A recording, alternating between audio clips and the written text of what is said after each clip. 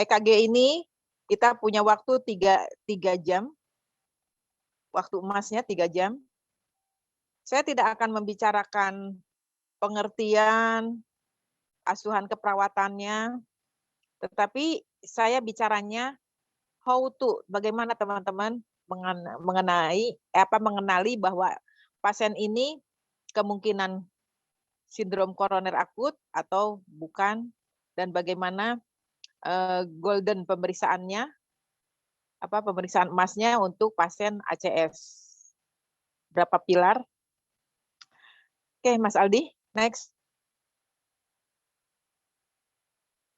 Mau diputar dulu filmnya, silahkan. Ini adalah akut coronary syndrome.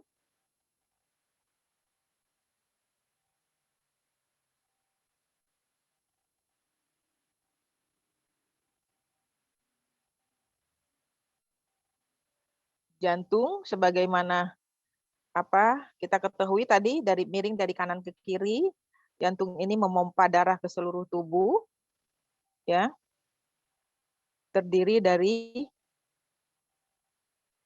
jantung kanan untuk dibersihkan darahnya masuk ke paru melalui katup pulmonal, masuk ke arteri pulmonalis, dan ventrikel kiri memompa darah ke seluruh tubuh melalui aorta, ya. Nah, untuk seperti saya katakan tadi, untuk mampu bekerja sistolik dan diastolik ini mereka butuh makanannya dari arteri koroner. Dari arteri koroner ini, arteri sebagaimana pembuluh darah lain bertugas membawa nutrisi, oksigen, elektrolit, dan lain sebagainya. Karena sesuatu hal muncul adanya plak akibat makanan atau akibat degeneratif, ya. Nah, karena terhambat ini sehingga bagian distal dari pembuluh darahnya ini kurang darahnya, kurang nutrisi, kurang oksigen, inilah yang akan menimbulkan nyeri dada karena metabolismenya menjadi metabolisme anaerob. Ada juga nyeri dada yang muncul bukan karena memang ada sumbatan, tetapi ada beberapa orang yang memang jenis orang yang stres, itu akan terjadi spasme. Jadi kalau ibu-ibu dan bapak-bapak orangnya stresan, akan sering nyeri dada itu karena spasme, ya, menyempit atau kontriksi. Malu banget deh kalau perawat harus seperti ini ya, berarti tidak mampu mengatasi stres. Ya. Seperti itu. Nah, yang paling ditakutkan adalah adanya diseksi. Diseksi yang paling ditakutkan adalah diseksi di aorta. Saat ini kita sudah banyak menangani pasien-pasien yang diseksi, ya.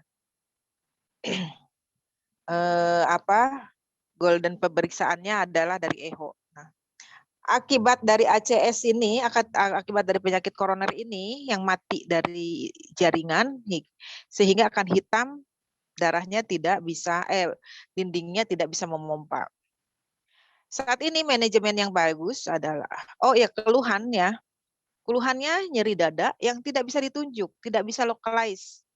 Jadi kalau teman-teman ada nyeri dada masih bisa ditunjuk oleh jari, itu bukan nyeri dada dari jantung. Kenapa nyeri dadanya itu tidak bisa ditunjuk? Karena jantung kan di dalam. Dengan inervasi yang akan menyebar.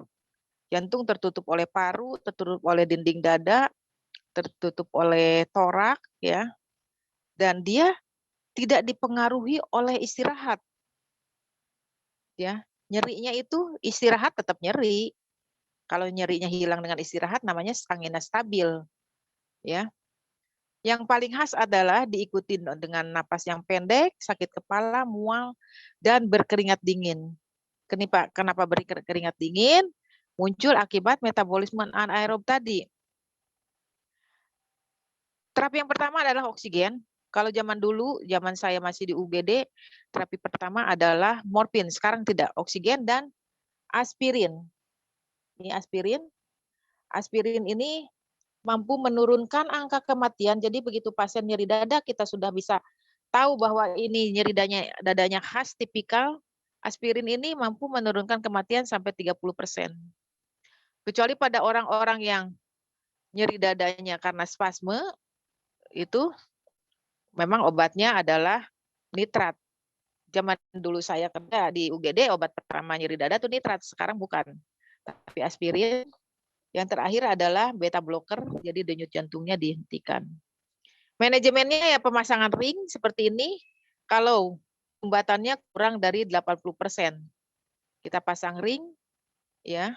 Tapi kalau sumbatannya sudah lebih dari 90% atau total oklusi, tidak ada peluang untuk lewat dari sumbatan ini. Jadi stand-nya, ringnya tidak bisa lewat. Jalan lain adalah dioperasi bypass, diambil dari paha atau dari betis atau dari tangan, arterinya dipindahkan ke dalam sumbatan seperti ini.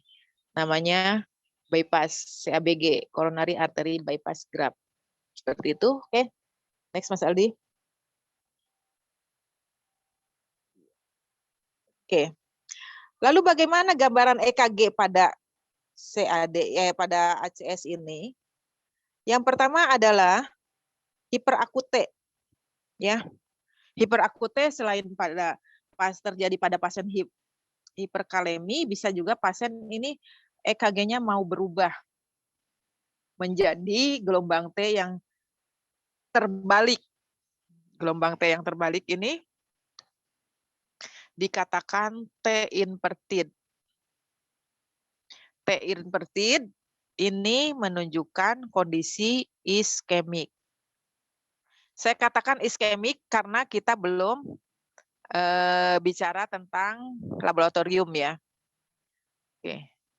Perubahan yang berikutnya bisa terjadi adalah next Mas Aldi. ST depresi. Nah, ini teman-teman wajib mengetahui ST depresi yang mana yang dikatakan untuk kelainan koroner. Ya. ST depresi yang ketiga ya. Kalau ST depresi yang pertama, downsloping, itu biasa terjadi pada pasien-pasien dengan hipertrofi atau left strain akibat beban dari ventricle. ST depresi yang kedua muncul akibat pasien aktivitas, bisa terjadi pada pasien-pasien yang di treadmill. Nah, depresi yang ketiga inilah depresi yang sesungguhnya terjadi pada orang-orang iskemik.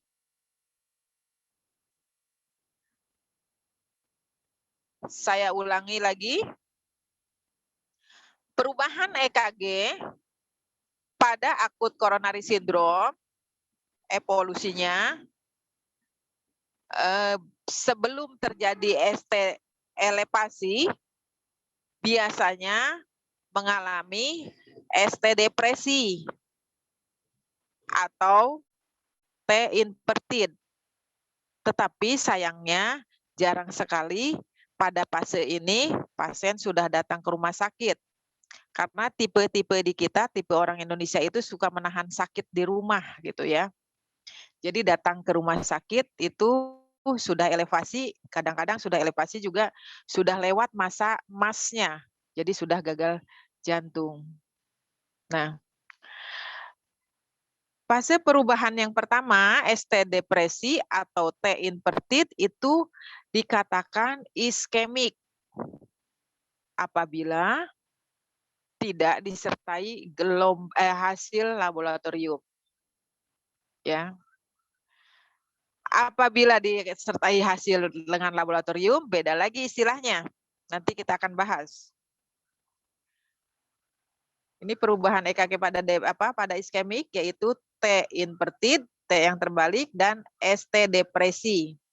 ST depresi itu segmen ST lebih rendah dari PR interval. Next, Mas Aldi.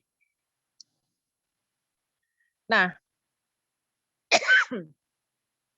yang selanjutnya, perubahan EKG-nya menjadi ST elevasi. ST elevasi ini sudah fase akut MCI yang saya katakan kita punya waktu 3 jam dari serangan yang paling nyeri. Jadi pasien datang EKG-nya seperti ini, biasanya di UGD akan ditanya, jam berapa paling sakit gitu. Kenapa ditanya jam berapa paling sakit? Karena kita akan memberikan obat namanya trombolitik. Trombolitik ini indikasinya 3 jam dari keluhan yang paling sakit. Kalau sudah lewat dari 3 jam, pasiennya dikatakan subakut, bekuannya sudah mengeras, tidak bisa lagi diberikan trombolitik. Tindakannya sudah masuk ke PCI, ya, pasang ring seperti tadi. Oke, saya ulangi. Perubahan EKG pada sindrom koroner yaitu yang pertama ST depresi atau T inverted, itu fase iskemik apabila belum ada hasil lab. Ya. Yang kedua, fase ST elevasi ini dengan atau tanpa lab. Dengan ST elevasi ini kita sudah katakan akut MCI atau akut STEMI. STEMI itu singkatan dari ST elevasi miokard infarct. Oke, Mas Aldi, next. Selanjutnya, apabila pasien ini tidak tertolong fase akut tadi, syukur-syukur pasien masih baik, dia masih dilanjutkan hidup dengan kematian jaringan berbagai tempat, hasil echo-nya biasanya menurun, EF-nya, tapi EKG-nya timbul kipatologis. Makanya tadi saya bilang jangan berharap punya EKG yang ada gelombang ki. Kipatologis ini menunjukkan adanya nekrosis atau old myocard infarct. Itu perubahan EKG. Next, Mas Aldi. Nah, lokasi-lokasinya, ini lokasinya harus apal plek. Karena satu akan saya tampilkan EKG MCI ini pada ujian. Teman-teman melihat ini serangannya daerah mana, ya. Lokasi perubahan EKG, misalnya ada elevasi di lead 1, teman-teman tidak boleh nyari temennya ke lead 2. Cari teman lokasinya AVL. Ya. Lead 1 dan AVL itu high lateral, P5, P6 itu lateral, pembuluh darah yang kena itu sirkumpleks. Jadi kalau terkena ini, kita tidak bisa main air, kelebihan cairan sedikit pun akan menimbulkan gagal jantung. Karena yang kena ventrikel kiri. Demikian juga sama dengan P1 dan P2 yang terkena adalah septal, P3, P4 juga bagian anterior, pembuluh darah yang kena 1, 2, 3, 4 ini LAD. Jadi untuk 4 tempat ini yang terkena adalah ventrikel kiri, sehingga kita harus hati-hati dengan cairan. Sedangkan untuk lead 2, 3 APF, itu wilayah inferior yang terkena pembuluh darahnya right coronary artery atau RCA. Di sini kita bisa boleh main cairan, tetapi hati-hati pasien ini cenderung hipotensi dan gangguan irama blok karena S-anut dan AP-nutnya tidak diperdarahi dengan optimal.